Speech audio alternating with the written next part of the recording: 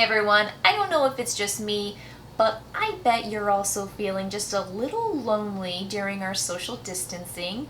And I know we're trying to be super safe and healthy, but I've just been dreaming up the perfect night for 7 players. I think the perfect game to start off my game night of 7 players is... That's right! Reverse charades! People are already wanting to get chatty and just be with each other, and reverse charades allows you to do that. Now, as it says, it's reverse charades, so instead of one player getting up and acting out the card for the entire team to guess, you got it. In reverse charades, the whole team, except for one person, who's the guesser, gets up and they all look at the card and they all act out whatever the word is. And things just get so ridiculous when you have 4 or 5 people trying to act out a jackhammer or ultimate fighting or just these outrageous things. And it's fun, it is active. Obviously you want teams of 3 or more, and I want to have a good time with my friends, and I think reverse charades, with all of its hilarity and excitement and endorphin boosting morale, is the perfect way to begin my game night. So about 10 to 12 years ago, there was a game I couldn't stop playing with my friends in groups of 7 or more, and now that game is kind of, I don't know, you just don't play the full version anymore. So what I want to share with you is the game, but just one night of it. Yeah, One Night Werewolf gives me that werewolf feel that I want, because I love these social deduction lying games with secret identities. In Werewolf, there are 2 teams. There's a villager team and then there's the werewolf team. And the werewolves win if they eat all of the villagers at night, and in the daytime the villagers win if they can find all the werewolves. And so in the One Night Werewolf, there are still these same identities of werewolves and villagers and seers. Seers know who the werewolves are and they're trying to help the villagers out, but they also look very suspicious themselves.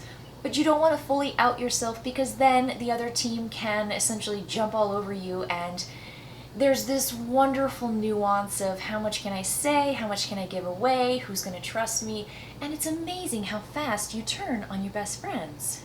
It's just so fun. It allows you to play as many nights as you want until you're tired, and each night lasts 5 to 10 minutes. It's very, very short. There's an app that runs everything and tells people when to open their eyes and close their eyes, which allows someone to not have to be the moderator.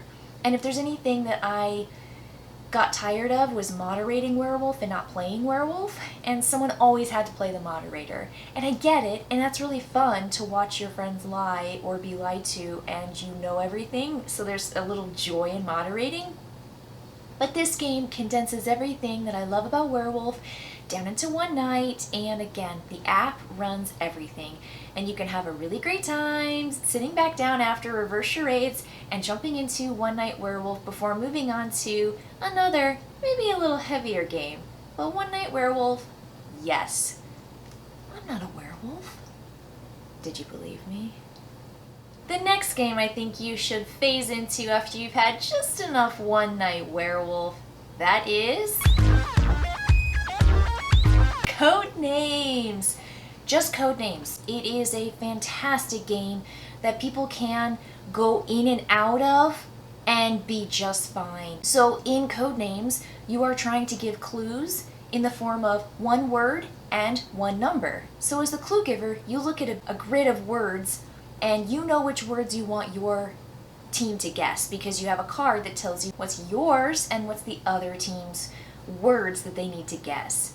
And so there's this clever, how many can I make sense of by giving 1 word, like how many things can I see that they're in common, and then can I push it? Can I give like a clue for 2, 3, 4 words? The more you can include, the more that your team can guess.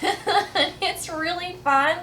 And I love the game. It's pretty fast. I'd say 20 to 30 minutes. You can play a game or two and still have plenty of time in the night to play the rest of the games that I have on my list.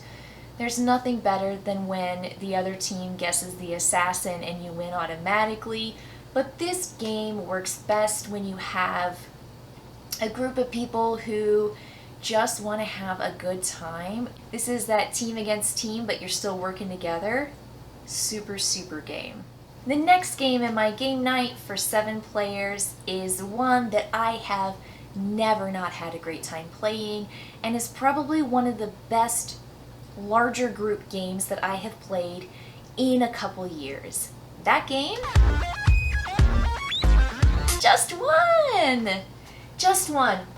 By the way, it's also the perfect title because you have to write just one word on your easel, your little dry erase tablet thing. It's like a little triangle that you can flip up and down, because whatever one word you write, if somebody else in the team says the same word, they write the same word, you have to put your clue down. So here's how it works. One person is going to take a card from the stack, put it facing away from them. There are a number of words on there. That person says 2 or 4 or 1. And then whatever that word is, they have to give that person a clue to get them to say that word. Now you can't be too obvious because somebody else is going to write down that same clue and then you have to put it face down. But you can't be too obscure because then that person may not be able to make the connection and guess the word.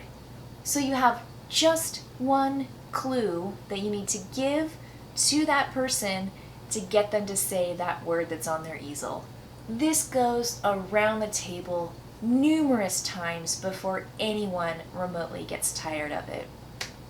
It's a clever, fun game, and it just is a riot watching people's clues go up and you wonder what are they thinking. And then every time it's you to guess, you are always so nervous. You're like, I hope I get it, you know? Because you want to look at your team, your friends, and you want to, like, you know, make them feel good about the clues they give you. It's just a great game. It's clean, it's easy, it's fast, and moreover, it's just fun. This next game just makes me smile from ear to ear because when I played it in a large group at BGG Con this last year, I've never felt my heart pound harder, and I've never heard my husband laugh for longer than when we played. A Fake Artist Goes to New York. This is the box. And what happens in this game is that one person at the table is a fake artist.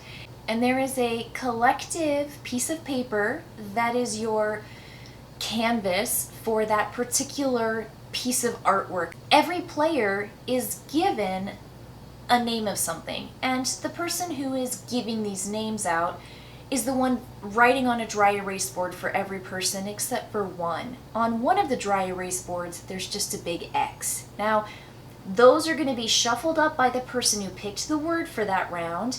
They're going to be passed out randomly to everybody, and then you look at your card and you either see a word, like the word zoo, or you see a big X. If you're the X, you're the fake artist. You don't know what you're drawing. Everyone at the table has to draw one line or one detail onto this picture that everybody's drawing piece by piece. Now everyone has different colored pens, and so it's easy to figure out what piece you drew. So there's no way to kind of blend in. As it goes around the table, you start to realize that some people may not know what they're drawing.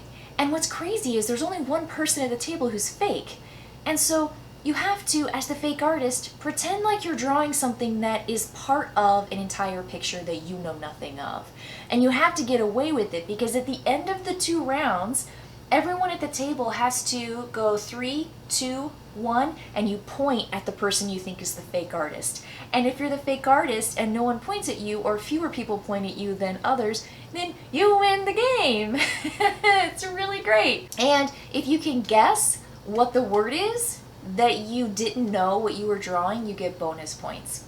Now, if everyone points at you and they think you're the fake artist, then you lose because you were outed. But again, there's just something wonderful about secret information, and I cannot say enough good things about A Fake Artist Goes to New York. Okay, so my perfect game night with a large group of people would not be complete without my number one. And at the very beginning of the night, I started with reverse charades because that's a really active, fun, get your body moving kind of game. And so I'm going to end in a very, very similar way with my all-time favorite group game that I can never get enough of. And that is Time's Up. Oh, there's nothing more glorious than when it's not your team and the timer runs out of its sand timer and you get to yell, "Time's up!" And and they don't get the clue in, and it's just so fun. So in Time's Up, what you do is you divide into teams, and then you have a bunch of these cards. And in my favorite version, it's title recall, and so it's titles of stuff. And you have to get people to say the thing that's on the card. Now in the first round, you can say anything, do anything, mime anything, move any way you want. And in round two though, once all the cards have been guessed in round one, round two comes and you can say one word. But you can do all the actions and the movements and the humming and stuff. Just one word. Once all those cards have been guessed by teams, every 30 seconds you have to switch. Then you shuffle all the cards, same cards, and it's round three. No words. Just sounds and movements and all the things you've been planning and setting up for in rounds 1 and 2 come to fruition in round 3. This game is so fun. I love it. It's just a wonderful group game because you've got your own team and you want to get as many cards as you can on your turn. And when you are firing on all cylinders and you're giving the best clues and your team is guessing all your clues and you're just getting card after card after card, ugh, there's like nothing that amps me up more than Time's Up. And I love it so much, and it is my perfect ending for the night. And so if I had my game night of 7 players and my best 7 friends coming over, I'm gonna end with Time's Up.